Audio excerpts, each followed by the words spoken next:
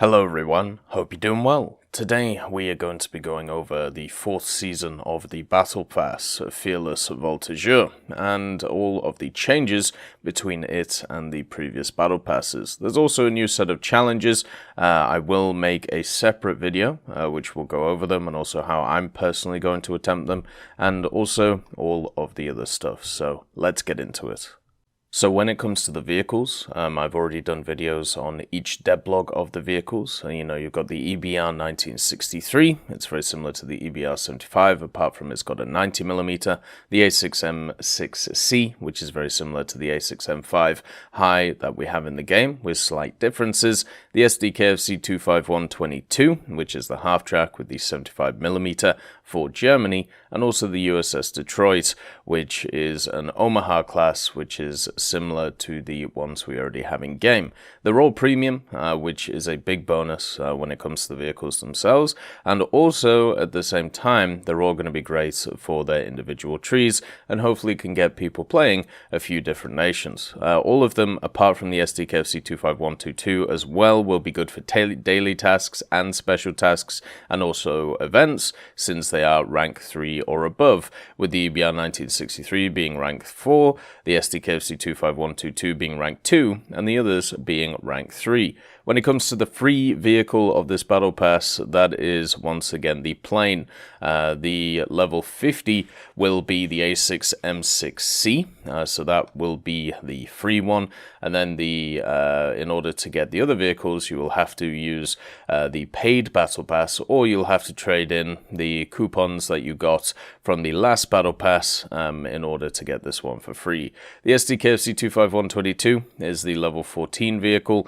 Then when it comes to the Detroit, that is level 38, and the crown jewel of the battle pass is of course the EBR 1963, which you will find at level 75. As simple as that. And then also they're bringing back the feature from the third battle pass, where if you get to level 105 and also level 125, you are able to get coupons for the EBR and also the A6M6C, but you can use the two coupons to be able to purchase the next battle pass for free. So they're bringing that back, which is awesome. Very nice to see that indeed. They've also got 4 really cool decals for this battle pass. You've got the emblem of the 11th Shock Parachute Regiment, then the emblem of the 3rd Battalion of the 2nd Parachute Chasseur Regiment, the emblem of the 8th Marine Infantry Parachute Regiment, and then the Combat Jungle emblem of the CEFE Training Center in France. All of these decals look absolutely beautiful. I think my favorite one is definitely the Pegasus with the sword. Massive fan of that, and it's really nice to see that we have another battle pass with some really cool cosmetics. You got some cool decorations as well, including an infantry helmet, the M51 of the 1957 French, and then also the MAT 49, or the MAT 49, the submachine gun we talked about the other day, and also for naval, you have the Voltigeur emblem. So it's nice to see that you have, all different sides represented. Kind of like last time we got the big wheel for naval. That was pretty cool. The profile icon you can get is also one which is the veteran of the French Legion, so you can also get him, which is pretty nice. I personally would have preferred something from older times, let's put it like that, but still the modern day one is still lovely. They've changed a few of the rules around this season of the Battle Pass, the first one being the fact that this Battle Pass will be 2 weeks longer than previous seasons of the Battle Pass, which is pretty insane when you think about it. I mean, 2 weeks is a lot of time to be able to get logins, daily specials. There'll be at least 10 points up for grabs, obviously, with just the dailies and specials. That's, 140 overall. So that's 14 levels, which are easier to get. But also the logins on top of that, it probably is more like 15, 16, or 17. They've also changed the way that progress points work when it comes to logins because of this change to the weeks. So 1 to 21 days will give you 1 progress point, 22 to 42 will give you 2, 43 to 63 will give you 3, 64 to 77 will give you 4, and then 78 to 91 will give you 5. But even though they've extended the Battle Pass, making it longer, they have reduced the amount of challenges that are in it. So now there is only 14 instead of 16. You'll still have 3 challenges, which will be found in the season's prizes, so those won't have a time lock on them, but the rest of them that will be available will have time periods for them, meaning that you'll have to complete them in those time periods or they don't get done.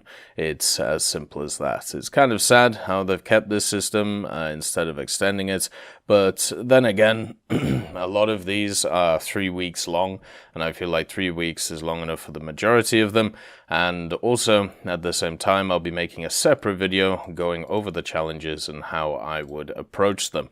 So we've gained 2 weeks, meaning that you can get around about 140 to 160 more points in those 2 weeks, but we've lost 2 challenges, so that's -6 on that. So overall, we're about plus 100 points ahead if you're able to do everything. So it should be easier to do this battle pass compared to other battle passes that we've seen. Also, when it comes to special battle tasks, one of the things you could do on previous seasons is if you had a special task which was running over from the last season into the new one, if you completed it in the new one, it counted for the new one. This time, they're just wiping the slate clean from the beginning of the battle pass. So if you have a special task which is being done before the battle pass comes in and you don't finish it, then that progress will be wiped. So just make sure that you understand that and what is going on with it. But that is all of the extra rules for this battle pass.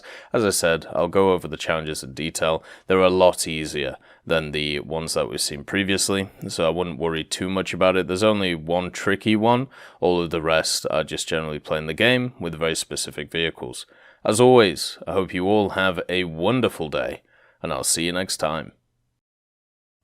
I'd like to thank BRFC, Swollen Ostrich, Teddy, John Ryman, Universe, Conte Baraka, Eugens Terry, Ambrosius McClellan, Daniel Stanton, Martinez, B. Young, Lafouche, Barine, and Samuel Schlick for supporting the channel.